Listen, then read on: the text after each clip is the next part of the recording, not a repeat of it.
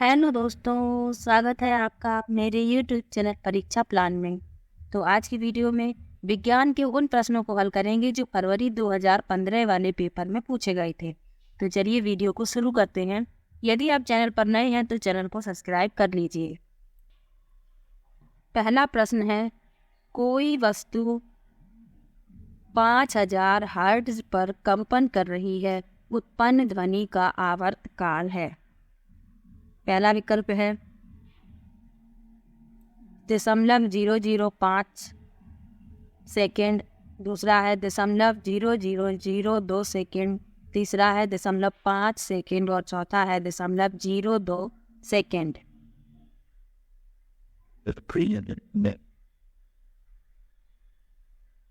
तो इसको जब सॉल्व करेंगे तो इसका उत्तर आएगा, दूसरा विकल्प इसमें सही होगा।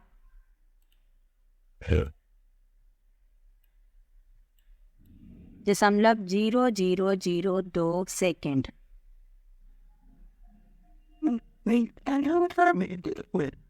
निम्नलिखित पदों पर विचार कीजिए। पहला है तड़ित, दूसरा भूस्खलन, तीसरा है गर्जन, सुनामी, बाढ़। लिखा है भूकंप से हो सकता है, तो क्या क्या भूकंप से हो सकता है ये बताना है। तो इसने भूस्खलन, सुनामी और बाढ़ ये भूकंप से हो सकते हैं। बी, डी और ई पहला विकल्प सही है। अगला प्रश्न है, मानव नेत्र में शलाकाओं और शंकुओं के विषय में सही कथन का चयन कीजिए। पहला विकल्प है शंकु मंद प्रकाश के लिए सुग्राही होते हैं, दूसरा है शंकु तीव्र प्रकाश के लिए सुग्राही होते हैं, तीसरा है शलाकाएं वर्णों की अनुभूति कर सकती हैं और चौथा है शलाकाएं तीव्र प्रकाश के लिए सुग्राही होती हैं। तो इस प्रश्न के लिए दूसरा विकल्प सही है, शंकु तीव्र प्रकाश के लिए सुग्राही होते हैं। Cones are sensitive to bright light, दूसरा विकल्प सही है। अगला प्रश्न है, निम्नलिखित ग्रहों में से किसका अपना कोई प्राकृतिक उपग्रह नहीं है। पहला विकल्प है यूरेनस, दूसरा विकल्प है शुक्र, तीसरा विकल्प है बृहस्पति और चौथा विकल्प है मंगल। तो इस प्रश्न के लिए दूसरा विकल्प सही है, शुक्र। इसके अलावा भी एक और ग्रह है जिसका कोई उपग्रह नहीं है, वो है बुध। तो बुध और शुक्र दो ऐसे उपग्रह हैं जिनका कोई भी प्राकृतिक उपग्रह नहीं है, ये बात याद रखिएगा। अगला प्रश्न है, अच्छी विज्ञान को शिक्षा आधारभूत वैधता को पूरा करना चाहिए।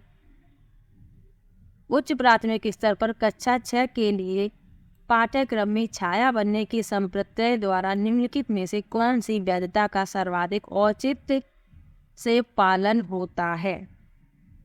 पहला विकल्प है प्रक्रिया, दूसरा विकल्प है परिवेशी, तीसरा विकल्प है विषय वस्तु और चौथा विकल्प है संज्ञानात्मक। तो इस प्रश्न के लिए चौथा विकल्प सही है, संज्ञानात्मक। अगला प्रश्न है, एक शिक्षक किसी अधगम उद्देश्य को इस प्रकार बना रहा है, सरल विद्युत पदार्थ का उपयोग करके किसी उपकरण का निर्माण करना। यह अधगम उद्देश्य नीचे दिए गए किस संज्ञानात्मक प्रक्रमण से सुमेलन करता है। पहला है समझ, दूसरा है विश्लेषण, तीसरा है स्मरण और चौथा है सर्जना। तो इसमें क्या है, एक शिक्षक एक अधगम उद्देश्य को एक साधारण इलेक्ट्रॉनिक सर्किट का उपयोग करके एक उपकरण बना रहा है, तो इसमें डी विकल्प सही होगा, सर्जना यानी क्रिएटिंग।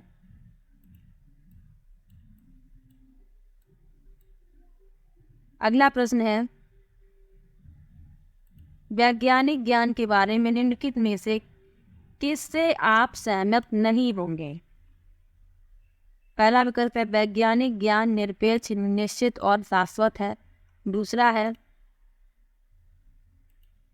वैज्ञानिक ज्ञान सामाजिक एवं सांस्कृतिक एवं अंतः स्थापित है, दूसरा है वैज्ञानिक ज्ञान सिद्धांतों से निकलता है और चौथा है वैज्ञानिक ज्ञान के विकास में कल्पना शक्ति, सृजनात्मकता सम्मिलित होती है। तो इस प्रश्न के लिए पहला विकल्प सही है। वैज्ञानिक ज्ञान निरपेक्ष, निश्चित और शाश्वत होता है। गलत पूछा गया है कि निम्न में से आप सहमत नहीं होंगे, तो ये पहला इसका उत्तर होगा। अगला प्रश्न है,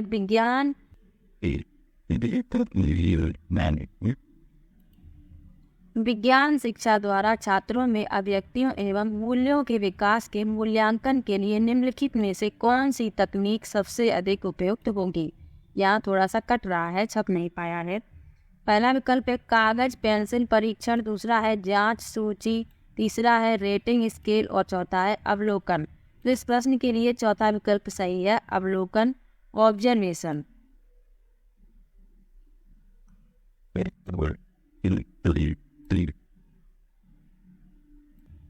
अगला प्रश्न है, निम्नलिखित खाने योग्य पौधों पर विचार कीजिए। केला, बैंगन, भिंडी, कद्दू, काशीफल। इनमें से पौधों का ऐसा युगल चुनिए जिनमें 2 या 2 से अधिक खाने योग्य भाग होते हैं।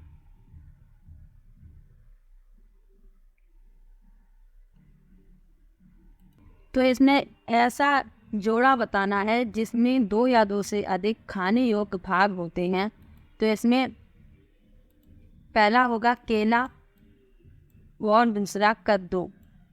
अब केला कैसे हो गया? केला में केले के फल खाए जाते हैं और इसके फूलों की भी सब्जी बनाई जाती है। ईवीएस में प्रश्न भी पूछा जाता है कि केले के फूल की सब्जी कहाँ पर खाई जाती है। ईवीएस में पूछा जाता है ये पेपर फर्स्ट में। तो केले के फूल की सब्जी केरल में खाई जाती है और केले की भी सब्जी खाई जाती है।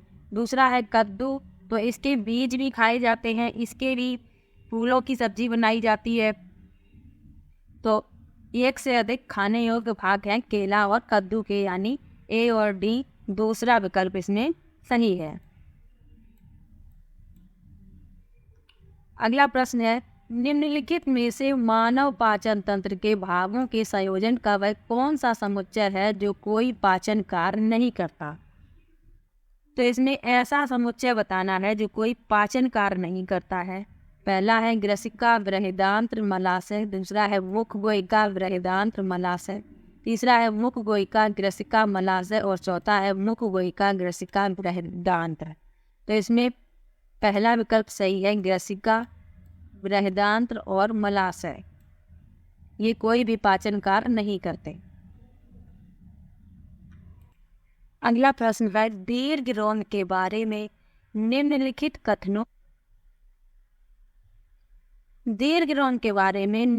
कथनों का अध्ययन कीजिए। लिखा है इनकी अत्यधिक पतली भित्तियां होती हैं। दूसरा लिखा है ये अंगुली के समान उभरी हुई संरचनाएं होती हैं। तीसरा लिखा है इनमें सूक्ष्म रुधिर वाहिकाओं का जाल फैला रहता है जो सतह के निकट होता है। और चौथा लिखा है इनमें महीन छिद्र होते हैं जिनसे भोजन सरलता से गुजर सकता है। उक्त कथनों को पहचानिए जो दीर्घ रोम को पाचित भोजन को अवशोषित करने योग्य बनाने वाले लक्षण प्रदान करते हैं। तो इसमें ए सही है, बी सही है, सी सही है। ए, बी, सी सही है, यानी दूसरा विकल्प इसमें सही है। अगला प्रश्न है, निम्नलिखित जंतुओं में से रोमंथी जंतुओं का समुच्चय चुनिए। पहला विकल्प है भैंस गाय हिरन, दूसरा है भैंस गाय कुत्ता, तीसरा है गाय हिरन कुत्ता और चौथा है बिल्ली भैंस हिरन। रोमंथी का मतलब है जुगाली करने वाले पशु। तो इसमें पहला विकल्प सही है, भैंस गाय हिरन। अगला प्रश्न है, कभी कभी शारीरिक कार्य करने के पश्चात हमारी पेशियों में क्रैम्प आते हैं, इनके होने का कारण है। पहला विकल्प है ग्लूकोज का पाइरूवेट में परिवर्तित होना, दूसरा है ग्लूकोज का लैक्टिक अम्ल में परिवर्तित ना होना, तीसरा है पाइरूवेट का लैक्टिक अम्ल में परिवर्तित होना और चौथा है पाइरूवेट का अल्कोहल में परिवर्तित होना। तो शारीरिक व्यायाम करने के पश्चात क्या होता है, मांसपेशियों में क्रैम्प यानी खिंचाव उत्पन्न हो जाते हैं। तो ऐसा इसलिए होता है पाइरूवेट का लैक्टिक अम्ल में परिवर्तित होने के कारण। सी विकल्प इसमें सही है। अगला प्रश्न है, निम्नलिखित में से किसमें मानव उत्सर्जन तंत्र में मूत्र मार्ग को सही क्रम में दर्शाया गया है? तो सही मार्ग है इसमें चौथा विकल्प सही है, वृक्क, मूत्रवाहिनी, मूत्राशय, मूत्र मार्ग।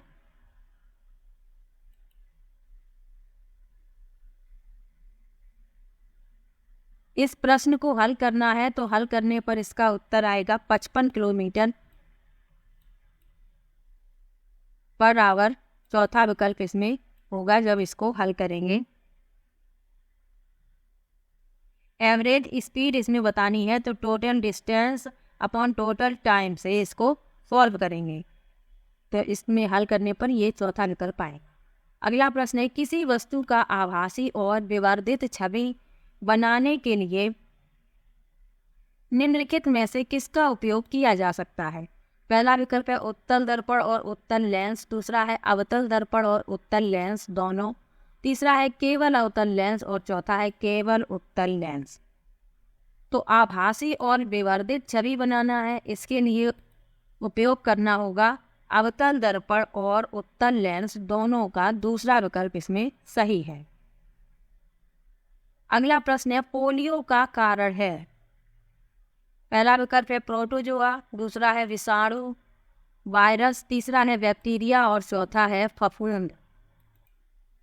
तो पोलियो का कारण है विषाणु यानी वायरस, दूसरा विकल्प इसमें सही है। पोलियो की वैक्सीन की खोज किसने की थी? तो जोनास साल्ट ने पोलियो की वैक्सीन की खोज की थी, ये भी याद रखिएगा।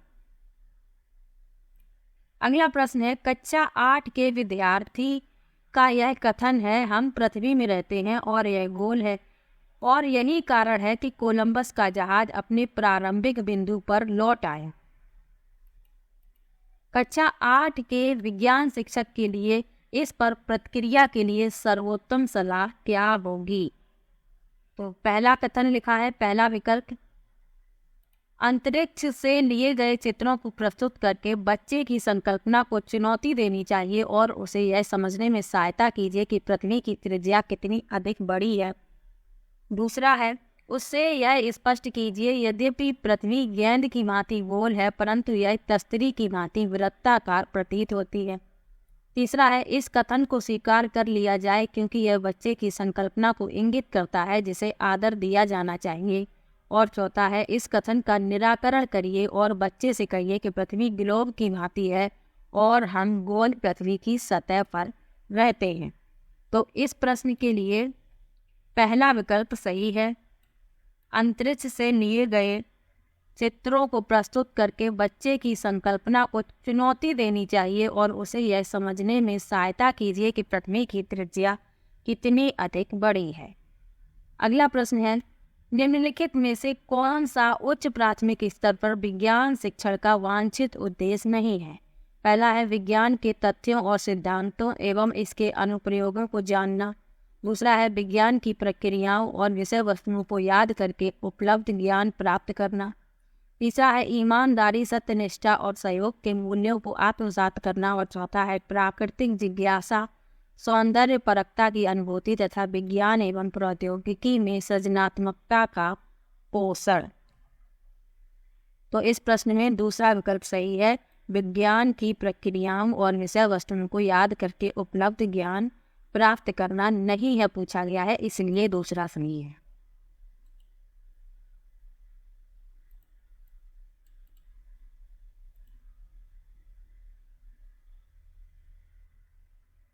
अगला प्रश्न है, निम्नलिखित प्रश्नों में से कौन सा मुक्त अंत वाला प्रश्न है? पहला विकल्प है, व्याख्या कीजिए कि हम सदैव चंद्रमा का एक ही पक्ष पार्श्व देखते हैं। दूसरा है, मान लीजिए यदि चंद्रमा अपना स्वयं का प्रकाश उत्सर्जित करता है तो क्या तब भी इसकी कलाएं होती हैं। तीसरा है, दिन के समय उल्काएं दिखाई नहीं देती, कारण सहित व्याख्या कीजिए। और चौथा है, चंद्रमा अपनी आकृति प्रतिदिन क्यों बदलता है? तो मुक्त अंत वाला प्रश्न बताना है। दूसरा विकल्प सही है। मान लीजिए यदि चंद्रमा अपना स्वयं का प्रकाश उत्सर्जित करता तो क्या तब भी इसकी कलाएं होती? अगला प्रश्न है, निम्नलिखित में से कौन सी परिस्थिति शिक्षार्थियों को ज्ञान की खोज के लिए सर्वोत्तम अवसर प्रदान करती है? पहला है, विद्यार्थियों को टीम शिक्षण द्वारा दैनिक उपयोग की सामग्रियों के विषय में शिक्षा दी जा रही है। दूसरा है, विद्यार्थियों को पहले आर्किमिडीज के सिद्धांत का निदर्शन दिखाया गया और फिर विस्तृत व्याख्या की गई। तीसरा है, विद्यार्थी दी गई सामग्रियों को स्वयं बनाए, बंद विद्युत परपथ में रखकर उन पर चालक और अचालक के लेविन लगा रहे हैं।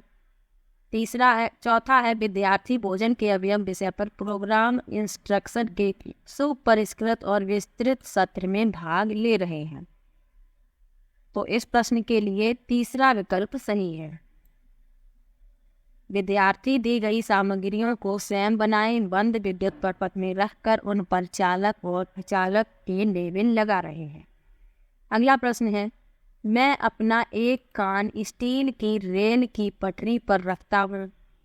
मैं आने वाली ट्रेन की ध्वनि वायु की तुलना में रेल की पटरी द्वारा शीघ्र सुन लेता हूँ। वायु की तुलना में ध्वनि स्टील में अधिक चाल से गमन करती है। गैसों की तुलना में ध्वनि ठोसों में अधिक चाल से गमन करती है। उपर्युक्त तीनों कथनों में से यह पहचानिए कि इनमें से कौन से प्रेक्षण और कौन से निष्कर्ष हैं।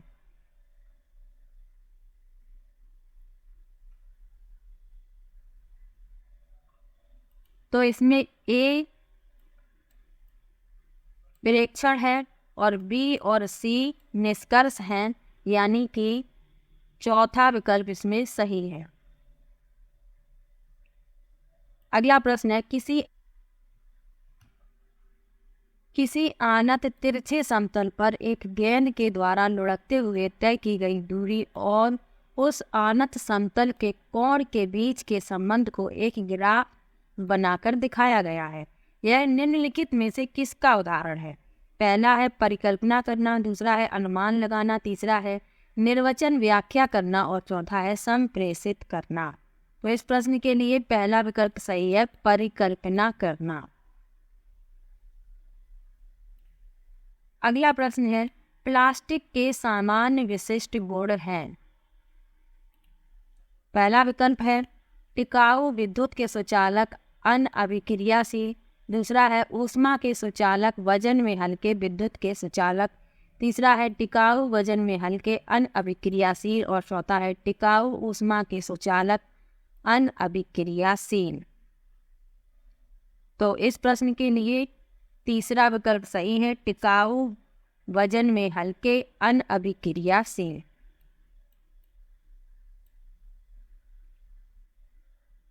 अगला प्रश्न है, जैव विविधता के संदर्भ में निम्नलिखित कथनों पर विचार कीजिए। लिखा है, यह किसी क्षेत्र में पाई जाने वाली किसी विशेष स्पीसीज के व्यक्तियों की कुल संख्या का उल्लेख करती है। दूसरा है, यह किसी दिए गए क्षेत्र के केवल पादप जात और प्राणी जात की किसी विशेष स्पीसीज का उल्लेख करती है। तीसरा है, यह किसी दिए गए क्षेत्र के पादप जात और प्राणी जात की विभिन्न स्पीसीज का उल्लेख करती है और चौथा है, यह जानवरों के लिए कृत्रिम रूप से बनाया गया एक संरक्षित क्षेत्र है। जैव विविधता के संदर्भ में सही कथन है, तो इनमें जो सही कथन है वो बताने हैं। तो इसमें केवल सी सही है कि यह किसी दिए गए क्षेत्र के पादप जात और प्राणी जात की विभिन्न स्पीसीज का उल्लेख करती है। तो इसमें चौथा विकल्प सही होगा, केवल सी। अगला प्रश्न है, कोशिकाओं से संबंधित निम्नलिखित पदों पर विचार कीजिए। Chromosome, gene, nucleus, ribosome. इनमें से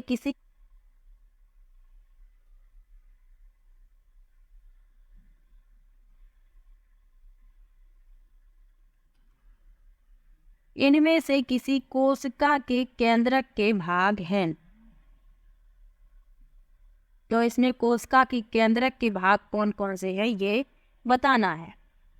तो इसमें क्रोमोसोम यानी गुणसूत्र, जीन और न्यूक्लियस यानी केंद्रिका, ये तीनों कोशिका के केंद्रक के भाग हैं। दूसरा विकल्प सही है, ए, बी और सी। अगला प्रश्न है, मानवों में जनन की अवधि की घटनाओं का सही क्रम है। तो इसमें युग्मक गठन यानी युग्मक का बनना, निषेचन, युग्मनज और भ्रूण, चौथा विकल्प इसमें सही है। अगला प्रश्न है, जिस तालाब के जल में टैडपोल वृद्धि कर रहे हैं उस जल में निम्नलिखित में से किस तत्व की पर्याप्त मात्रा उपलब्ध होनी चाहिए। पहला विकल्प है ऑक्सीजन, दूसरा है नाइट्रोजन, तीसरा है क्लोरीन और चौथा है आयोडीन। तो इसमें चौथा विकल्प सही है, आयोडीन।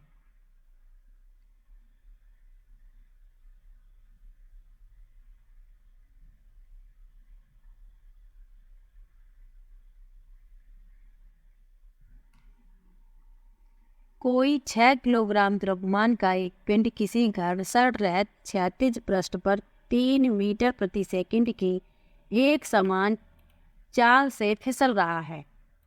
इस पिंड को इसी चाल से इसी सरल रेखा के अनुदिश गति कराने के लिए आवश्यक बल है।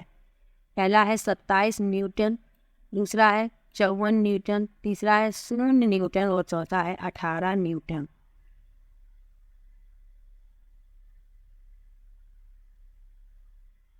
तो इसमें तीसरा विकल्प सही होगा, 0 न्यूटन। अगला प्रश्न है, टार्टरिक अम्ल पाया जाता है नींबुओं में, आंवला में, कच्चे आमों में, अंगूरों में। तो इसमें बता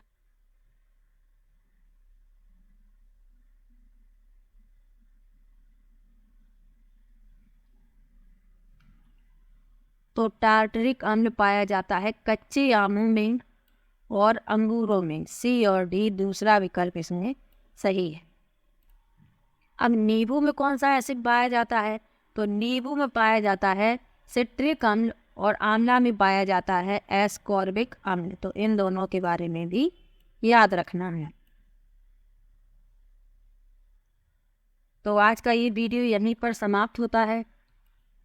मिलते हैं एक और नई वीडियो के साथ, तब तक के लिए बाय बाय।